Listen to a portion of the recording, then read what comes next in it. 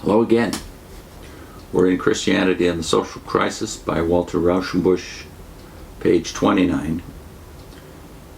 Rauschenbusch goes on, we can appreciate to the full the significance and value of the personal religion developed under the abnormal conditions of foreign domination and national prostration, and yet recognize frankly that this gain had involved a tremendous loss, and that a religion developed under abnormal conditions is likely itself to be abnormal. This view is confirmed by the subsequent development of religious thought and life. Ezekiel, who lived during the exile, shows the effect of the separation between the political and religious interests. He too still cherishes the national hope. At the end of his book, he describes his vision of Jerusalem as he hoped it would be when restored and rebuilt. The old social convictions still persist. For instance, he takes care to provide for the just distribution of the land. And yet the political commonwealth and the king have become shadowy. The memory of them was growing dim, and therefore the hope of them was vague and colorless. On the other hand, the community of worshippers and the priests, as their leaders, were now vividly in the foreground. As a consequence, the moral and religious emphasis had changed. His ideal city, that is Ezekiel's, was no longer a city of justice so much as a city of the true worship. The older prophets had condemned the sins of man against man, especially injustice and oppression. Ezekiel dwelt on the sins of man against God, especially idolatry. Not justice, but holiness had become the fundamental requirement, and holiness meant chiefly ceremonial correctness. The righteous nation was turned into a holy church.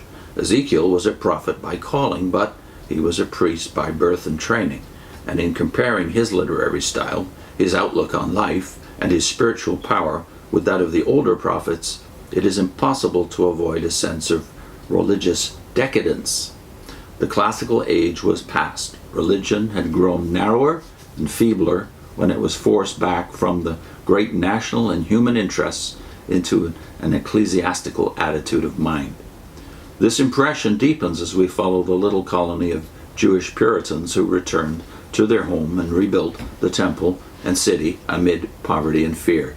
We shall have occasion hereafter to point out how intimately the religious life is connected with the secular life in which it develops. It is unjust to expect that the religious life, which took form in the contracted circle that gathered about the rebuilt shrine of Jehovah, would have the same bold originality and genius that swept through a hopeful and autonomous nation. But it is also unwise to hold that type of religion up to us as a higher development of religion.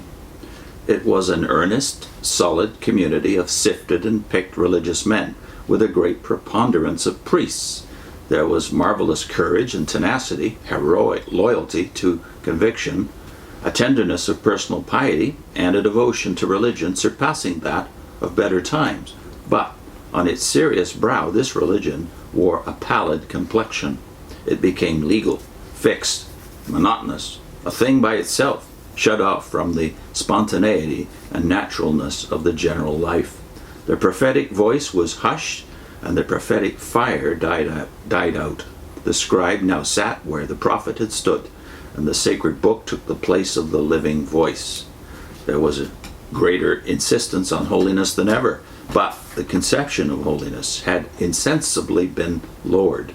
The prophets had lifted the expression of religion to the ethical plane. The strong ethical ingredient was never again lost from Jewish religion, but the ceremonial ingredient began to mix with it in larger proportions and to become almost the chief constituent of holiness. Religion became once more priestly and ritual, with a timid and legal reverence for externals. It was coming to be dominated by those influences which Jesus and Paul opposed. This was a development similar to that of Christianity when the primitive spirituality of Paul passed into the ecclesiasticism and ceremonialism of the Catholic Church. This is not the classical period of Israel to which we turn for inspiration.